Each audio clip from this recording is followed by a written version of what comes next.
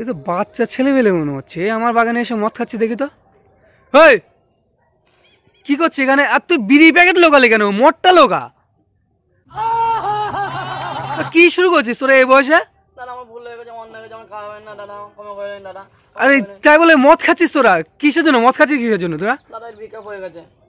তাই তোর ব্রেকআপ কি করে হলো? তুই ওর ব্রেকআপ করে দিয়েছিস? ব্রেকআপ করালে কেন তুই ওর? মাল খাওয়ার জন্য ব্রেকআপ করে দিলি? এত বড় পেঁচো মাতাল। আর ও মাল খেতে চাইলো তাই বলে তুই মাল খাইয়ে দিলি? আমারও ইচ্ছা করছিল। আরে তোমাকে তো দেখে মনে হচ্ছে তুমি অনেক বড়। তুমি এইসব বাচ্চা ছেলেমেয়েদের সাথে কি করছো?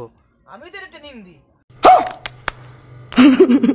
তোমার লজ্জা করে না? এইটুকু না বাচ্চা ছেলেমেয়েদের সাথে মদ খাও? আমার একটু ফ্রিতে হয়ে যায়। ও তার মানে তুমি টাকা দাও না? আরে তোরা বাচ্চা ছেলেমেয়ে, তোর টাকা পয়সা পাস কোথায়? আর তুই টাকা পাস কোথায় বলতো দেখি?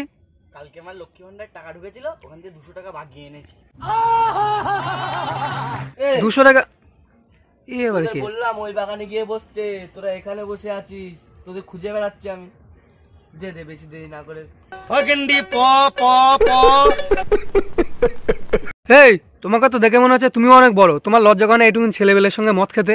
আর তোদের মাস্টারের নাম কি বলতে দেখি? স্যারের নাম কি? গিয়ে এক্ষুনি বলে দিয়ে আসবো। এই যে আমাদের স্যার। হে হরি রাম কৃষ্ণ জগন্নাথ প্রেমানন্দ। আপনি স্যার ব্যক্তি মানুষ হয়ে এসব স্টুডেন্টের সঙ্গে মদ খাচ্ছেন? আপনি যে এত বড় চিটার, সরি টিচার, আপনার লজ্জা করে না এদের সঙ্গে মদ খান? কি করব বলুন তো দাদা, বাড়ি থেকে মাইনা দেয় আমাকে দেওয়ার জন্য, না দিয়ে হাগানে বাগানে গিয়ে মদ খাবে। তাই আমি যদি এসে 2 প্যাক পাই। 2 প্যাক খাবে তাই না? তারা আজকে মাস্টারকেও দেবো, ছাত্রদেরও দেবো। লাঠি করে দাঁড়া, এই দাঁড়া।